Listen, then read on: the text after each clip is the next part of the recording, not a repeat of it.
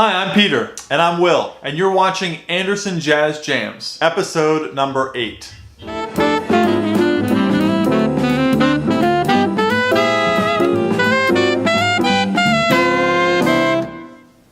This channel is supported by our generous patrons that give as little as $1 a month, and you can find the link below. This week we're going to play a song composed by the great Richard Rodgers and Oscar Hammerstein from the musical Oklahoma, Surrey with the Fringe on top.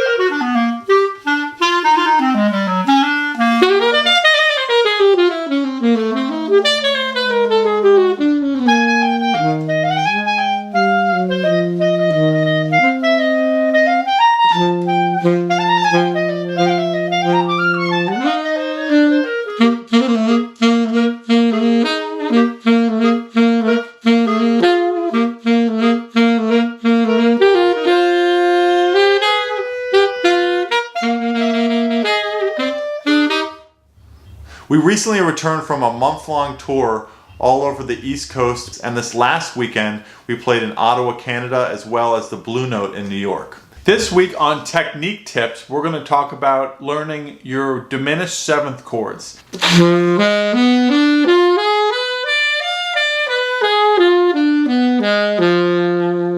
Each one of these chords has 4 notes. And because there's 12 chromatic notes, that means there's only 3 of these chords that you have to learn. And the key to learning your diminished seventh chords is to know that each note is spaced a minor third from one another.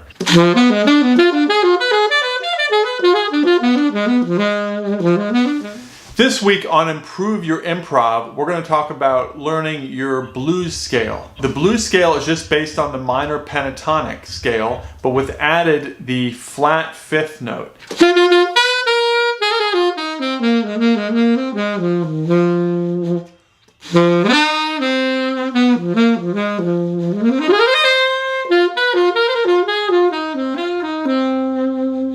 Really, when you listen to a lot of the great saxophonists like Lester Young, Dexter Gordon, Lou Donaldson, Johnny Hodges, they're really using the blues scale quite a bit, and they do it very tastefully. The notes of the blues scale are the 1, flat 3, 4, flat 5, natural 5, and the flat 7.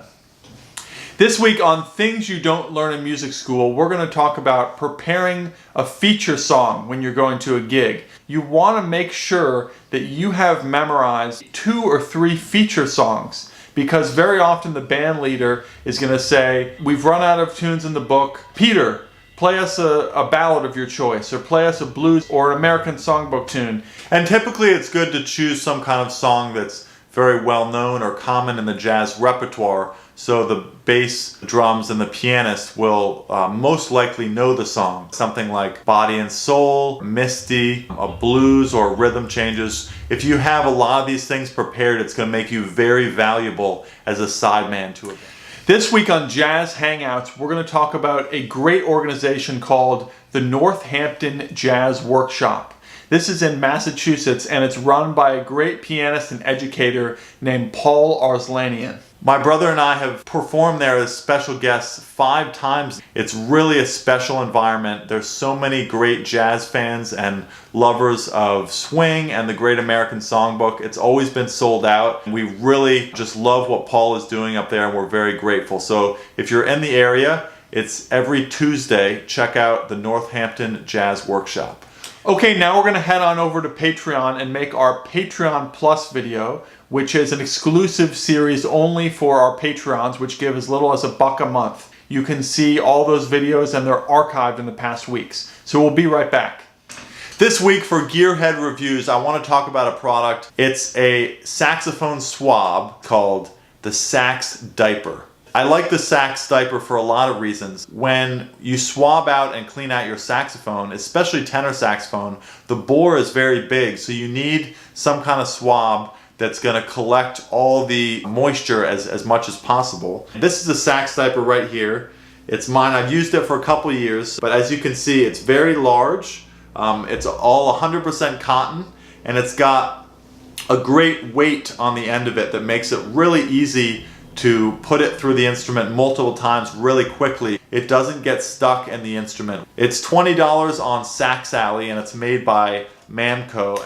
This week on Lick of the Week, we're going to talk about a lick from the tune Eternal Triangle, written by the great saxophonist Sonny Stitt.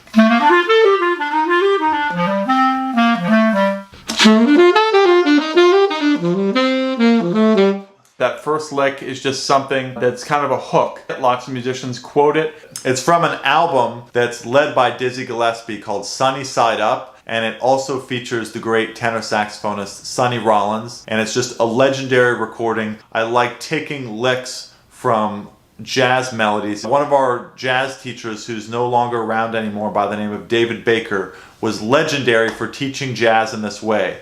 He would take licks from individual songs, typically a bebop style song, and we would apply it to our own solos.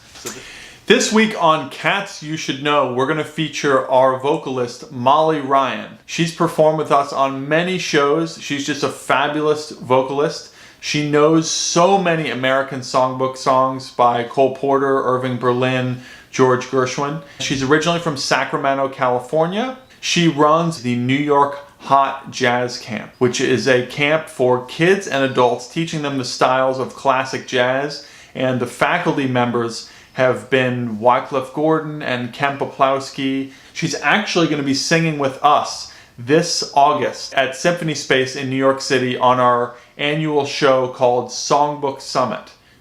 We want to quickly give a shout out to 3 of our newest Patreons who really help support the channel. The first one is a saxophonist who I've met in New York City. His name is Michael Heller, and we're thrilled to have him aboard.